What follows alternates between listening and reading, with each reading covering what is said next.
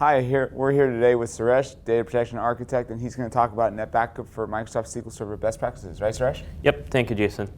It's an interesting topic to talk about any time of the day, right? So, protecting any structured data like Microsoft SQL databases, there are a couple of ways which NetBackup supports it. From day one, we supported using NetBackup Microsoft SQL agent-based backups, and the second methodology is used as NetBackup Microsoft SQL agent-based backup along with snapshot client. I'm going to touch upon both backup methodologies briefly. With the help of the NetBackup Microsoft SQL agent-based backup, we very well can protect the entire database. We could perform differential incremental backups of the database, the file groups, and also the transaction log-based backups. With the second option, what I talked about, the NetBackup Microsoft SQL agent-based backup, which is a stream-based backup, along with snapshot client-based backup, as we could use basically Microsoft SQL snapshot-based backup utilizes the virtual device interface, which is behind the scenes. It's the VSS snapshot writer of Microsoft, where the database will be put in a quiesced mode for the backup to happen successfully. When we talk about snapshot, it is nothing but an I/O redirection, where the backup will still be accessed by the users, but the log file will be created where the backup still could access the actual database instance and perform the backups. The one catch-22 in that situation of using a snapshot client or snapshot agent-based backup is like you could always perform a full backups, and there is no differential incremental backups in that scenario.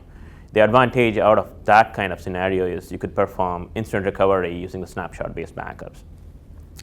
The other best thing that we need to consider utilizing is like when you're performing backups on any Microsoft SQL servers, obviously the clients will have two different types of policies. One is the Microsoft operating system based backups, and the second one is for the SQL database backups. So the best practice always we recommend is try to exclude those database files or the volumes where the DBAs keep just the database instances in order to avoid trying to back up the databases via the traditional Windows-based backup.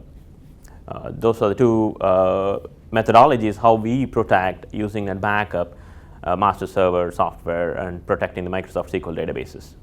So Suresh, that's great information about best practices. Can you talk a little bit about how to best performance tuning or deduplication rates for SQL? Awesome, that's a great question, Jason. So best practice for performance tuning, there are too many variables that we could talk about, right? But it all depends upon the size of the database and what the database team or the admin wants to achieve, right? So let's go very basic. There are a few parameters in SQL. One is the block size, which by default Microsoft SQL holds software block size of 512 KB.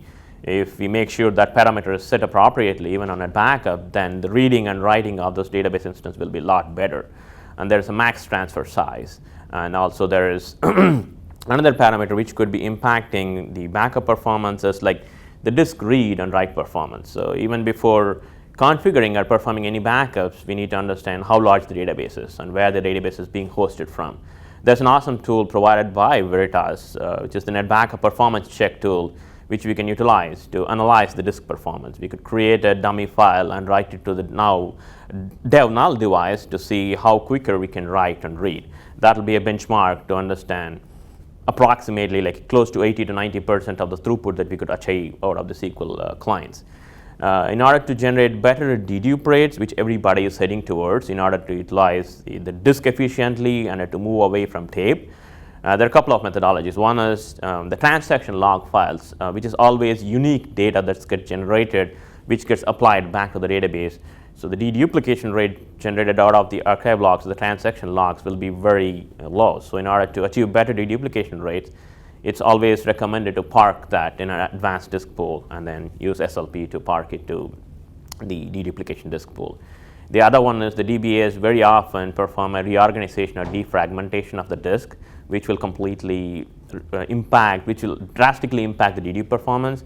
So we could recommend the DBAs to execute it maybe once in 15 days or so to achieve better dedupe rates for Microsoft SQL databases. So Suresh, that's great information. So you gave us a really good summary about all the best practices for NetBackup protecting Microsoft SQL. Thank you very much. Thank you, Jason.